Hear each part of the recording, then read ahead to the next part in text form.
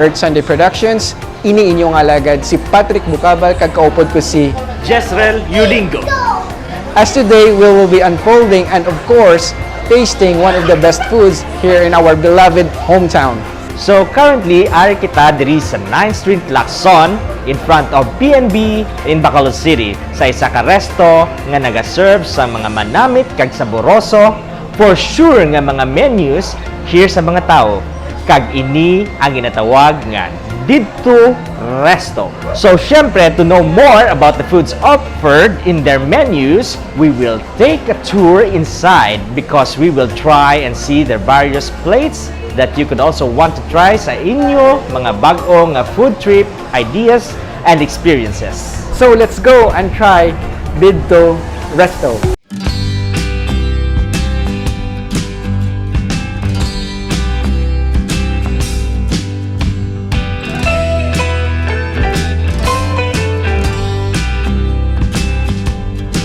Actually, nakita gini sa nimo namon is 2019 tungod nga ang mag-utod ni sila ang tag-iya te nag-ano gid sila nga ang ila nga i-concept is iya gid ka amity nga ng mga bombero, mga car na sang salakyan amo na ila gina gin pa drawing di sa wall namon gin pa paint dito kay napinsaran sang tag-iya sa mga bossing ko nga dito wala lang trip lang nila nga dito lang gid yan. Oo, trip lang. So dan ang na mga customer nga malakata sa dito Restobar. Sa food gid namon ang amon gid ginaano is ang Baby Backribs, spare ribs, lechon belly kag ang fried chicken namon. Amo gina sa number 1 di na promote gid namon. Kung sa gabi naman beer naman ta. Ginaano ko gali mga palangga ko nga customer. Akalan din si Manong Bench asto kamo din sa may dito sa 9th Street Food Zone, Lacson Street, Bacolod City. Ato bang nasa sang PNB or onhan lang jutay sang Seda Hotel.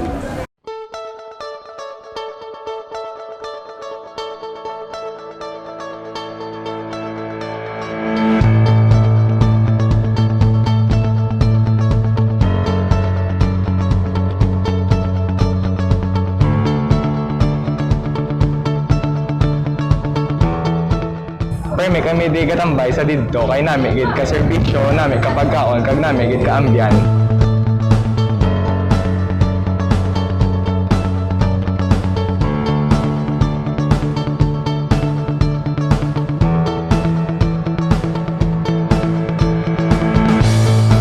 Alright, isa sa mga specialty diri sa dito ang ilang fried chicken. Ang sabor sa ilang fried chicken is hindi lasay, hindi man para tsaktuhan ng gid kad saboroso. Kani kung makadto ka mo diri sa dito, i-try nyo gid ang ilang fried chicken.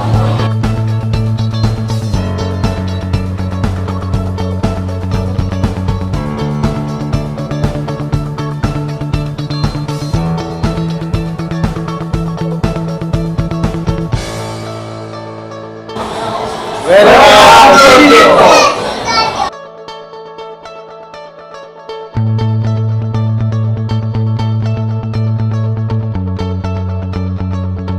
Aside from the fried chicken and other foods that they serve here in DIDTO, they also serve iced coffee and iced choco for refreshment.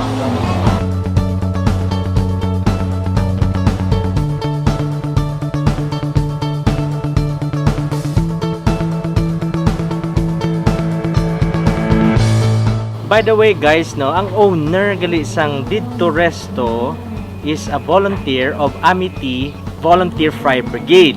Pasalamatan tagit sila, no, sila ang aton mga heroes nga nagabulig sa aton during emergency situations. If ever nga magka-emergency ka mo, dial sa landline nga 161. So salute sa tanan nga volunteers sang Amity Volunteer Fire Brigade.